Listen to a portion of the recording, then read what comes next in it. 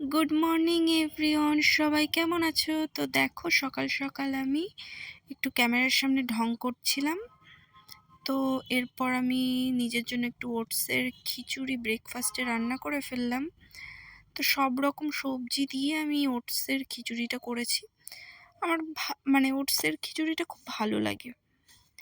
ওটসের অন্য কোনো ব্রেকফাস্ট করি না, খিচুড়িটাই করি। তো বাবা দেখি আজকে বাজার থেকে একটা হলুদ ফুলকপি নিয়ে এসছে, তো এটা দিয়ে আজকের আইটেম আমি তৈরি করব।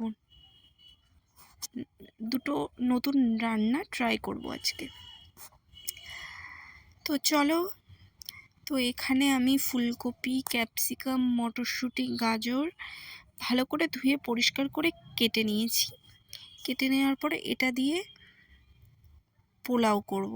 তো কড়াইতে দিয়ে এগুলোকে হালকা আছে ভালো করে একটু ভেজে নিতে হবে। নুন হলুদ দিয়ে ভাজতে হবে। হলুদটা আমি দিইনি, পরে দেব।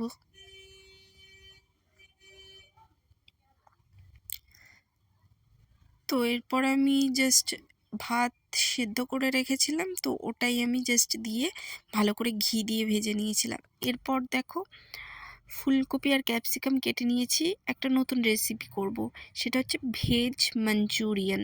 তো এখানে আমি পেঁয়াজ, রসুন কিচ্ছু ইউজ করব না, শুধু আদাটা ইউজ করব। তো আমি প্রথমে ফুলকপিগুলোকে সেদ্ধ করে নিয়েছি।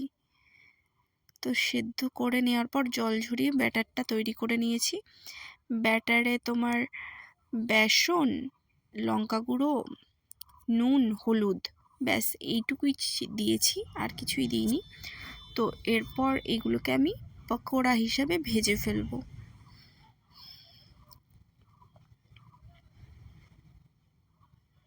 ব্যাটারটায় আমি কর্নফ্লাওয়ারও দিয়েছিলাম, ওটা পরিমাণ মতো, মানে 2 চামচ দিলেই যথেষ্ট, বেশি দিলে আবার বেশি মানে কেমন একটা হয়ে যায়। তো পরিমাণ মতোই নিয়ে দিয়েছিলাম।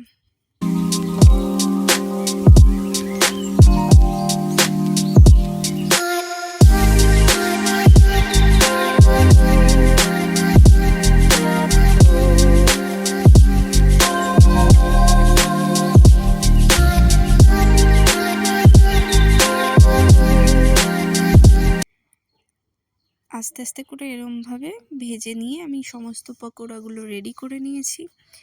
এরপর আমি ভিডিও নিতে ভুলে গেছিলাম, তো তার জন্য আমি রেসিপিটা বলে দিচ্ছি। যে আমি কড়াইতে প্রথমে সাদা তেল, তার মধ্যে নিয়েছিলাম আদা পেস্ট করে দিয়েছিলাম, তারপরে ক্যাপসিকাম আর পকোড়াগুলো ছেড়ে দিয়ে তার মধ্যে tomato sauce, chilli sauce, soya sauce আর একটু জল দিয়ে ভালো করে রান্না করে নিয়েছিলাম। খেতে অনেক টেস্টি হয়েছিল, তোমরাও ট্রাই করে দেখতে পারো। টাটা।